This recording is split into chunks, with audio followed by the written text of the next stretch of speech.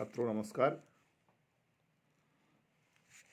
पिछली कक्षा में हमने हिंदी साहित्य के इतिहास का एक परिचय प्राप्त करने की कोशिश की और उसमें आदिकाल पर विचार किया और फिर जो दूसरा काल है भक्ति काल उस पर विचार किया और भक्ति काल के अंतर्गत जो दो निर्गुण मार्ग और सगुण मार्ग है इन दो धाराओं का विचार किया और निर्गुण मार्ग में जो संत काव्य धारा है जो ज्ञानाश्रयी धारा है और दूसरी सूफी काव्य धारा है।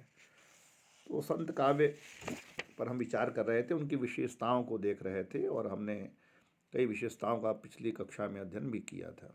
हमने देखा था कि पहली विशेषता जो संत काव्य की है निर्गुण भक्ति धारा में वो यह है कि जो संतों का जो ज्ञान है वह शास्त्रों पर आधारित नहीं है, वह अपनी निजी अनुभूति पर आधारित है।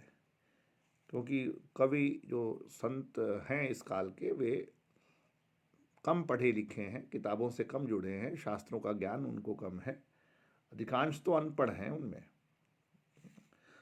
दूसरा हमने ब्रह्म विचार यह जो बिंदु है देखा था कि इसके अंतर्गत हमने देखा था कि वो निर्गुण ब्रह्म के सब सारे संत उपासक हैं उनको और उसी को अजर अमर मानते हैं। तीसरा आत्म विचार हम देखा किया था, माया विचार किया था, ये सब हमने ब्रह्म विचार के अंतर्गत किया था और जगत को कैसे समझते हैं संत इस पर विचार किया था। रूढ़ियों और बाह्याडंबरों का विरोध संतों के यहाँ मिलता है एक दूसरे बिंदु के रूप में हम लोगों ने देखा था और इसकी व्याख्या भी की थी। अब हम देखेंगे जो आज जहाँ से हम शुरुआत कर रहे हैं इस पाठ की, इस परिचय की, वो ये है कि अब तीसरी जो महत्वपूर्ण विशेषता संत काव्य की है वो क्या है, वह है समन्वित भक्ति भावना। जो संत काव्य है उसमें जो भक्ति भावना है उसमें नाथों की योग साधना, वैष्णवों की भक्ति और सूफियों का प्रेम तत्व तीनों उसमें समन्वित है, मौलिक है। कर्म ज्ञान और योग का समन्वय है इस भक्ति में संतों की। योग मार्ग का बहुत प्रभाव है संतों की भक्त साधना पर और फिर भी उनकी नज़र में प्रेम के बिना ज्ञान और योग की जो ऊंचाई है वो व्यर्थ है। और कबीर तो इस धारा के जो सबसे बड़े महत्वपूर्ण संत हैं वो कहते भी हैं, प्रेम बराबर जोग ना प्रेम बराबर ज्ञान, प्रेम भगत बिनि साधिबो सब ही थोथा ज्ञान। तो संत काव्य की जो भक्ति साधना है वो एक प्रकार से प्रेम की साधना है, लेकिन इस प्रेम में जो लौकिक वासना है वो नहीं है। यहाँ प्रेम में काम के लिए कोई स्थान नहीं है। मन की शुचिता, सदाचार और आराध्य के प्रति संपूर्ण समर्पण, ये यहाँ प्रेम की परिभाषा संतों ने दी है। और अगला बिंदु है नाम स्मरण की महिमा। संतों के यहाँ जो पहचान है संतों की कि सभी संतों ने प्रायः भगवान के ब्रह्म के नाम के सुमिरन को, नाम के स्मरण को महत्व दिया है। और आप जानते हैं कि मंत्र साधना जो गुरु द्वारा दी गई है उसी का साधक अपने जीवन में उसका जप करता था। और कबीर के भी जो गुरु हैं उनका नाम है स्वामी रामानंद, उन्होंने भी राम नाम का यही गुरु मंत्र एक दिन कबीर को दिया था। और यह राम केवल नाम जप नहीं है, इसके भीतर जीवन के सभी पहलू हैं, पक्ष हैं। नाम साधना हमारी प्राण शक्ति के साथ जब घुल मिल जाता है तो वो शब्द मात्र, शब्द ज्ञान मात्र रह जाता है।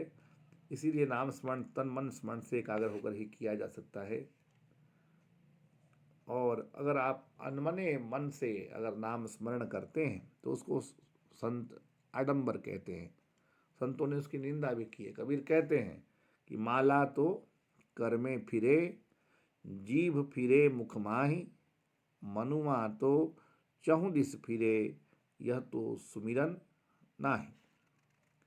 पांचवा बिंदु है सत गुरु की महिमा। नाम स्मरण के बाद जो सबसे महत्वपूर्ण तत्व है, जो निर्गुण काव्य की एक मुख्य विशेषता कही जा सकती है, वह है सतगुरु की महिमा।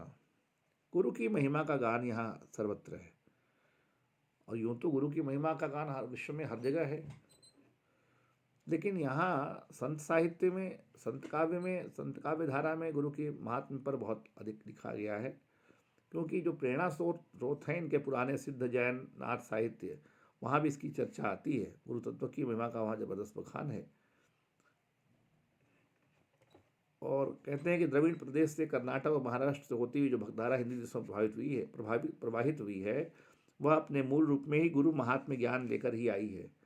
हिंदी संत काव्य में गुरु महात्म्य की एक सुदृढ़ परंपरा रही है। लगभग सभी संतों ने गुरु की महिमा का बखान किया है। कबीर की नज़रों में गुरु गोविंद से भी बड़ा है।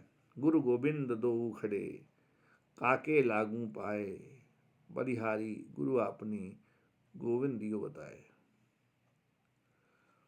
छठा बिंदु जो है वह है रहस्य भावना की अभिव्यक्ति। ब्रह्म के आध्यात्मिक स्वरूप से आत्मा की भावात्मक ऐक्य अनुभूति का प्रकाशन रहस्यवाद है। जब साधक भावना के सहारे आध्यात्मिक सत्ता की रहस्यमयी अनुभूतियों को वाणी के द्वारा शब्दमय चित्रों में सजाकर रखने लगता है, तभी साहित्य में रहस्यवाद की सृष्टि होती है। संत साहित्य में भावनात्मक, साधनात्मक और अभिव्यक्त मूलक रहस्याभिव्यक्त के सुंदर उदाहरण मिलते हैं। भावात्मक रहस्य भावना प्रेम मूलक है, साधनात्मक रहस्य भावना यौगिक तथा अभिव्यक्ति मूलक रहस्य भावना पारिभाषिक शब्द जनित है।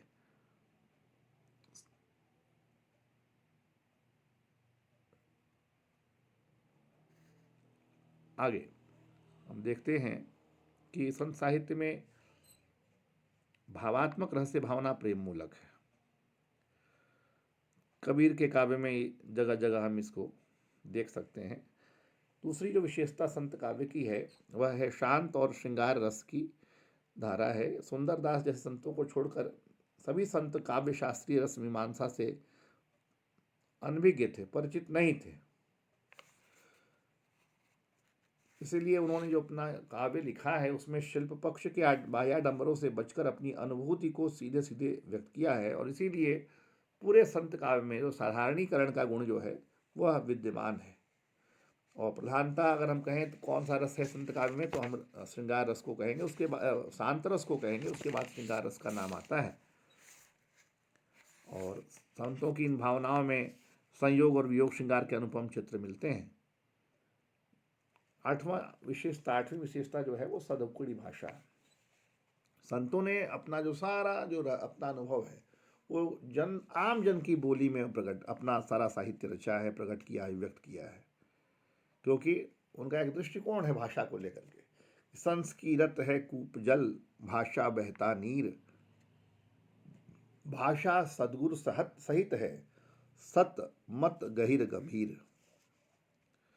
चूंकि संत कवि जो हैं प्रगतिशील हैं, पर्यटन में रुचि है, भ्रमणशील हैं, कई स्वदेशी भाषाओं के ज्ञाता हैं। उनकी भाषा में पंजाबी, अवधी, ब्रज, राजस्थानी, मैथिली, बुंदेली आदि अनेक प्रादेशिक भाषाओं, बोलियों और इसके अतिरिक्त भी अनेक अरबी, फारसी के शब्दों का सुंदर प्रयोग। तो भाषा के इस मिले जुले प्रयोग को सदुक्कड़ी भाषा की संज्ञा दी जा सकती है। संतों की भाषा सीधी सादी, सरल और भावानुकूल है। छंद प्रयोग, अपने अभिव्यक्त विचारों के व्यक्त के लिए अपने काव्य में संतों ने साखी और सबद छंद का प्रयोग किया है। इसके अतिरिक्त रमैनी, चौपाई, कवित्व, सार आदि छंदों का प्रयोग हुआ है।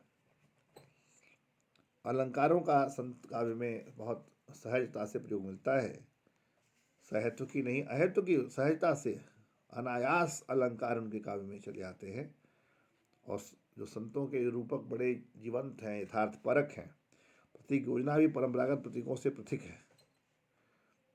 तो इस तरह हम देखते हैं कि संतों के अलंकार वाणी के आभूषण नहीं बल्कि भाव विचार के संप्रेषण का एक माध्यम है। संत काव्य धारा के कुछ प्रमुख कवि इसमें संत धर्मदास हैं, संत दादू दयाल हैं, सुंदरदास हैं, मलूक दास हैं। ये सभी संत काव्य के महत्वपूर्ण कवि हैं। धर्मदास जैसे महात्मा कबीर के शिष्य थे और कबीर की इन पर विशेष कृपा थी। अब अगले संदर्भ को समझने से पहले हम ये जान लें, अभी तक हमने संत काव्य धारा की कुछ प्रमुख विशेषताओं का अध्ययन किया है और वो विशेषताएं हैं, पहला सर्वसमावेशक स्वानुभूत अध्यात्म विचार, इसके अंतर्गत ब्रह्म विचार, आत्म विचार, माया विचार, जगत का यहाँ वर्णन हुआ है। दूसरा है संतों काव्य की विशेषता, वो है रूढ़ियों और बाह्याडंबरों का विरोध। तीसरा है समन्वित भक्ति भावना। चौथा है नाम स्मरण की महिमा। पांचवा है सदगुरु की महिमा। छठा रहस्य भावना की अभिव्यक्ति। सातवां शांत और श्रृंगार रस की अबाधित धारा। आठवां सधुक्कड़ी भाषा और नवान अलंकारों का सहज एवं अनायास प्रयोग। धन्यवाद।